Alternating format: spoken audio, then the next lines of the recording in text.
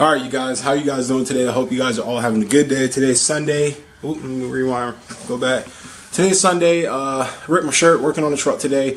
Made a little progress, but I tell you what, man, that little progress made my day. This is taking a bit longer than I expected. Not because I don't know what I'm doing or, you know, I got some explaining to do with you guys, okay? But long story short, we made a little bit of progress. Not a whole lot, but it's something to be happy about. Right side, as for pretty much the lift portion is done, minus installing the springs, okay? When I get to the truck, I'm gonna show you guys what I'm talking about with everything, and then I'm gonna go from there, all right? Once again, this is gonna be a quick video. Still have to take out the steering box. It's still on. I'm gonna try to take that off tomorrow after work.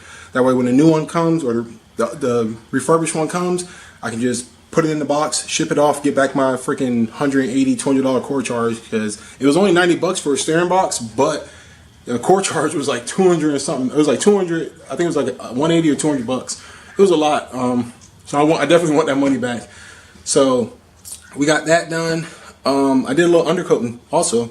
I'm going to show you guys in a second because it's actually getting dark real fast, okay? Alright, you guys. So if you can see there, I painted it all. The paint's still drying, so just bear with it. But pretty much those are that's the drop bracket right there for the lower control arm, and this is the drop bracket for the upper control arm. This side is done, minus the shock tower, okay? Now, when I was doing this, I forgot that this truck was leveled, all right? There's the leveling puck right there. The truck's leveled, 2.5 inch leveling puck. So when I took the spring out, I was expecting to reuse the little insulator on it. It doesn't have it because that's there.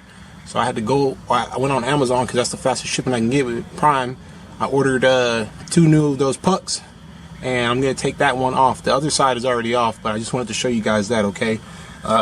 It was challenging. I had to do some grinding. Rough Country does say you need to do grinding, may require grinding, and they weren't kidding. Not this side, but on the other side I'll show you. But pretty much that upper drop bracket, sometimes you have to grind it because the goal is you want that to be as flush. I'm trying to give you guys some good lighting. You want that to be as flush with the mount right there. Oh god, that's horrible. One second. Sorry. So you see that right there, that seam? You want that to be as flush as possible. That's what Rough Country says in their instructions, so I did that. But I went ahead and undercoated all of that. I still got more undercoating to do. It looks brown right now. I don't know if it's because it's still drying, but if it looks like that after it's fully dried, I'm probably going to grind it off and get a different paint because I don't like that color. It needs to be black. Coming over here, this is the side almost done. Okay, so I had to take off the rotor and caliper to be able to drill holes, okay? So what I had to do over here, this was the bad side. I had to grind over here. You guys can see all of these. You see all those metal shavings down there?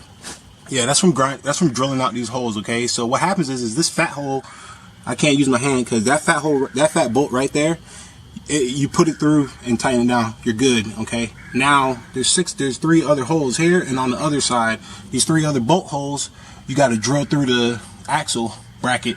You got to drill through it, a 7/16 size hole. Problem is on this side, because of the pumpkin from the front diff or the front axle, it's really hard to get a good angle on the inside to drill those 3 holes out on the inside.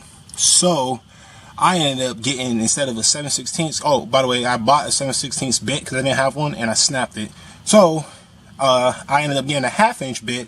I have a 12-inch 1/2 inch bit. And I ran that motherfucker through on this side, and I ran it through this side over here, right there, and I ran it clean through on the other side. I'm just gonna, instead of these bolts right here, those bolts right there are 7/16 size bolts. I'm gonna just get 1/2 inch bolts now because that hole that's a 1/2 inch hole right there. So that hole right there is a 1/2 inch hole. I'm just gonna go to the hardware store, get me some grade A bolts, and then some self-locking nuts, and I'm just going to do 1/2 inch. I mean, if anything, it's just going to help it out. So that's where I'm at with this. I still have to install the drop bracket for the lower control arm there.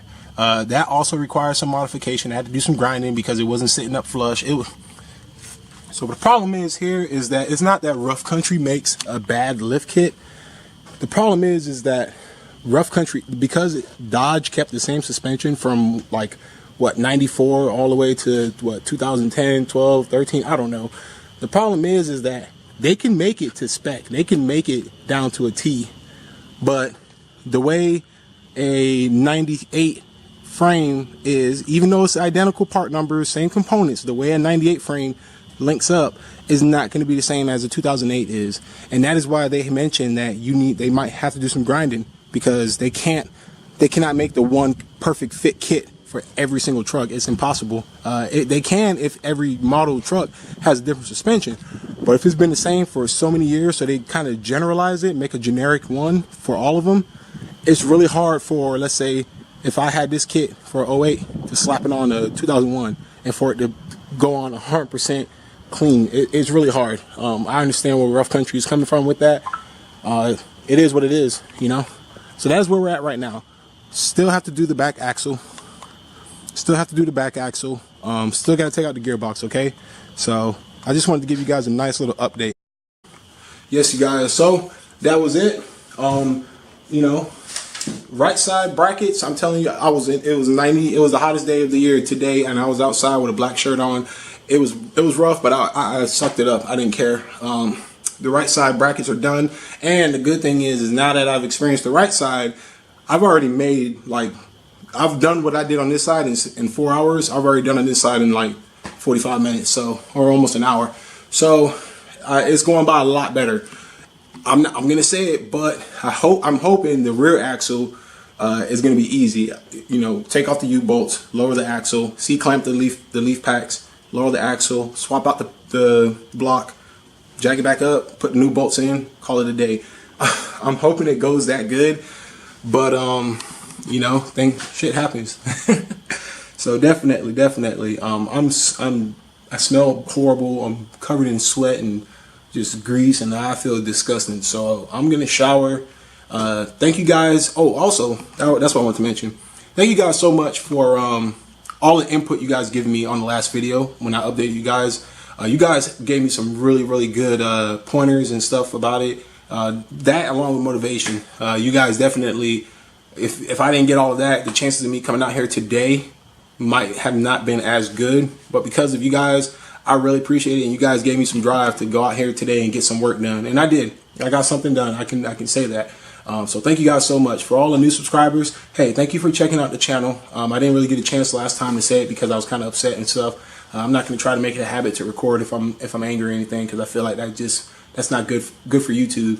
Thank you guys though. New subscribers, welcome to the channel. Don't forget, check out Instagram at everything_diesel.